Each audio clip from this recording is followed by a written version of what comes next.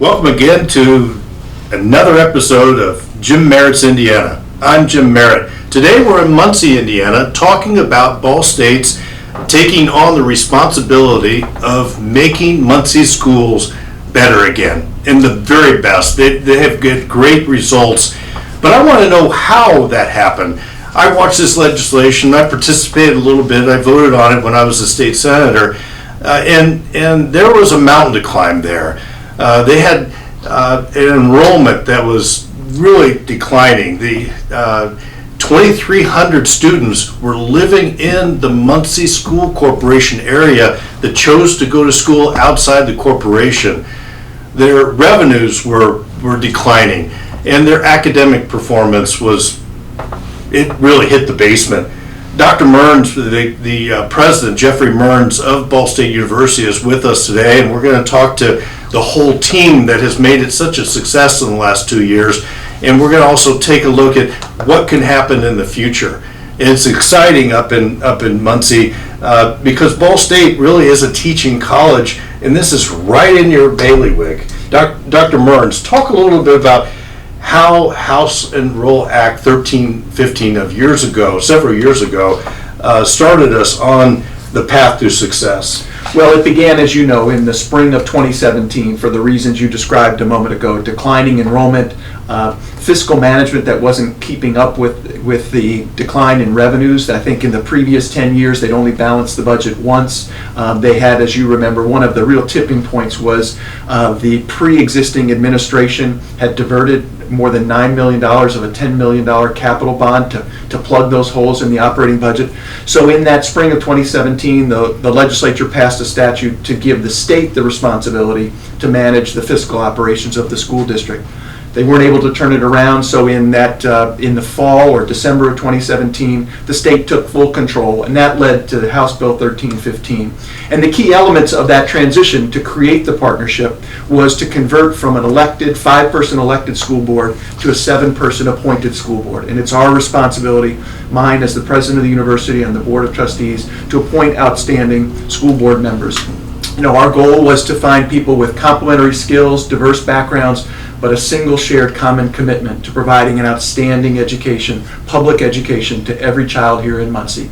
And they've done that very quickly. I'll let Jim elaborate on it. Mm-hmm. But the first goal was to stem the decline in enrollment, to appoint that good school board, to generate community support. Within the first few months, we received more than $3 million of philanthropic support here from local foundations and local banks, and then to develop the academic innovation plan that I know you're going to talk to the dean mm-hmm. and the superintendent about. Jim Williams, first of all, thank you very much for taking on the responsibility of being the president of the school board. The president has put together some objectives and what the future could be, but this was quite a task.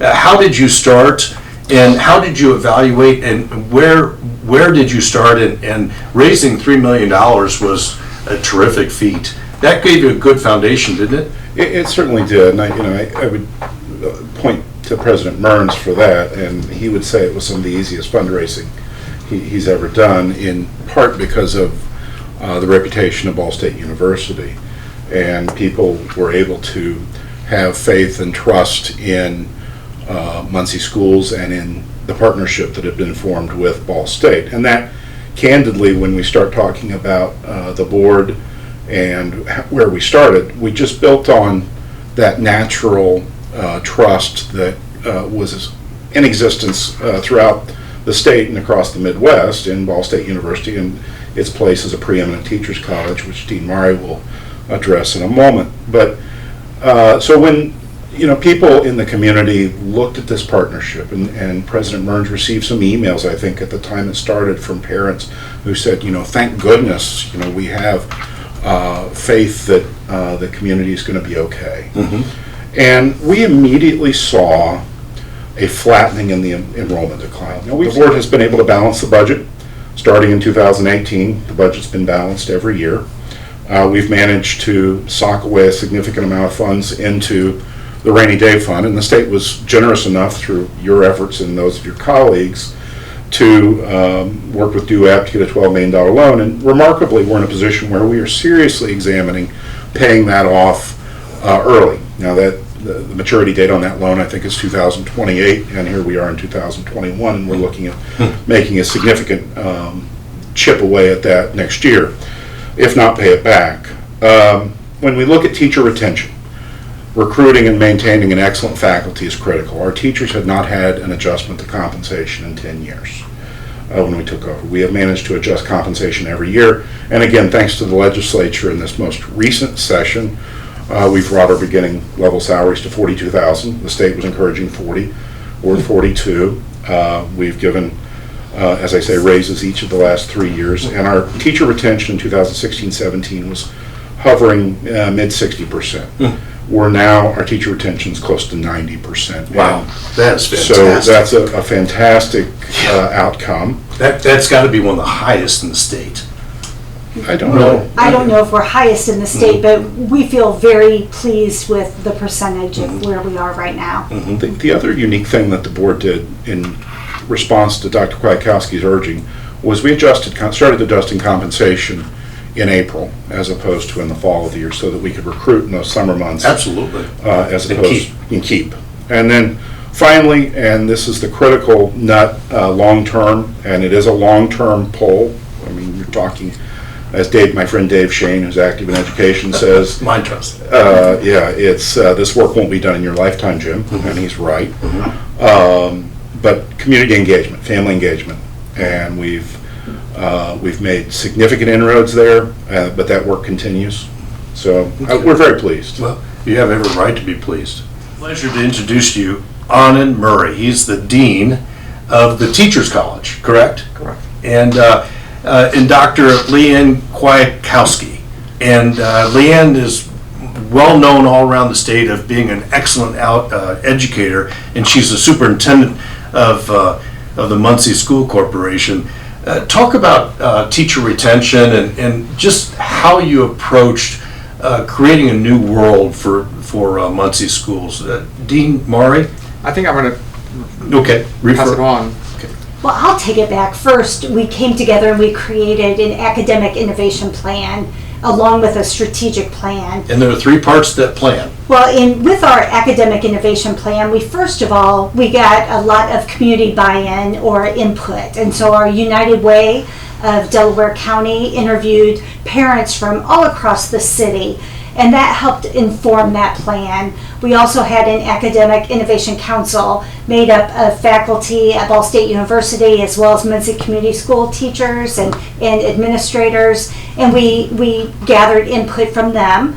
We held a summit, an academic summit, Ball State University and Muncie Community Schools early on in September of my first year with Muncie. It was at a level of a national conference, and at that we gathered input, brought in great speakers, and gathered information from our teachers and our principals. And then we also took all that information to create a rough draft of our plan along with our leaders. I worked closely with Jim and President Mearns, at that time, Dean Weaver, and the provost, Susanna Rivera Mills. We met on a weekly basis along with some of my leadership team. Chuck Reynolds was very involved with that. And all of that information helped inform our plan. After we put the plan together, we reached out to a national panel of experts. So we heard from people across the state that are highly regarded, as well as other leaders across the nation. So someone people are very familiar with is Vince Bertram, who's with Project Lead the Way. Vince was on that national panel. So we took all that information and created a plan that has 5 pillars of focus, which would be early childhood education, recruiting, developing, and retaining exceptional leaders, high student-centered learning and active learning, social emotional learning, and then family and community engagement. Our foundational principles are culturally responsive practices and ongoing, highly effective professional development. So all of that is wrapped around those 5 pillars. Dean Murray, how do you approach your relationship with Muncie schools? So it's a very close relationship, and what we see is as a partnership. And so what we're thinking about is if Leanne just talked about the pillars, and I want to concentrate on two areas. One is improving teaching and learning, and we are focusing on having all teachers want to help their students learn the best way possible. And so one initiative what we're doing is professional development school liaisons. So we have faculty experts from Ball State University working to improve teaching literacy as well as mathematics and numeracy. So we know those make a huge difference. So that's one example. The second area is social emotional learning.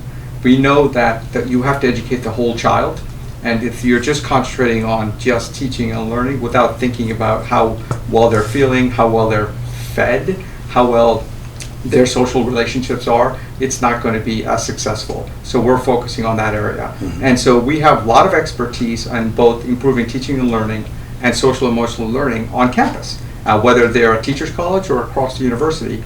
And our job is to make sure we connect them and make sure that we use the resources of Ball State University to improve the lives of kids in Muncie community schools. Now, students. Are students from Ball State University utilized at Muncie? Yes. We use a lot of our student teachers and practicum students are in Muncie community schools. And we have a very close relationship. So when MCS has an opening for a student teaching and so forth, they call us directly. Leanne calls me and says, hey, we have an opening for a secondary social studies person, English person, a literacy person. Can you get a student teacher in there? And we make that our first priority to make sure we get the best student teachers to have that experience. And our students benefit quite a bit because they're able to have this immersive learning, take what they in the classroom, in what they learn in theory and practice with, and while improving the lives of those MCS students. You have got to be very proud. Tell us what you foresee in the next year or two. Just more success. What is something new that's going to come on the scene other than all this great positive news? Well, I think that the new school board, the administration, and the new dean have quickly stabilized the district, frankly, faster than we had envisioned. They're now moving from that stable environment to truly academic excellence in terms of innovation. So we're going to continue to see outcomes, not just in terms of retention of teachers and in terms of the financial picture. Those are the foundations for the academic performance of the students in the classrooms for the future. So that's what we're going to see. And to me, the lesson is, you know, in our community, we're fortunate. We had Ball State University, we've got Ball Memorial Hospital as part of the IU Health System, other foundations. The secret, we believe, there's no simple secret, but every community has resources. And as Jim and others have said, everyone understands the importance of providing outstanding educational opportunities for their children. So communities that are looking to Ball State, and to MCS, what we would say is find those resources in your community. Reach out to those people, mobilize those resources. That's really the essence of what we pitched to the General Assembly when you were there, which is let us lead a community-wide partnership. And that's what's happened. Ball State is integral to it, but we're not the only ones participating in the partnership. And that's why we're attracting outstanding administrators, school board members, and that's why the success will come in the future. Well, there's nothing but great news coming in Muncie and Ball State. They've got a great foundation for the future. They've had wonderful success. And I'm so pleased that you invited me to come up and have another episode of Jim Merritt's Indiana.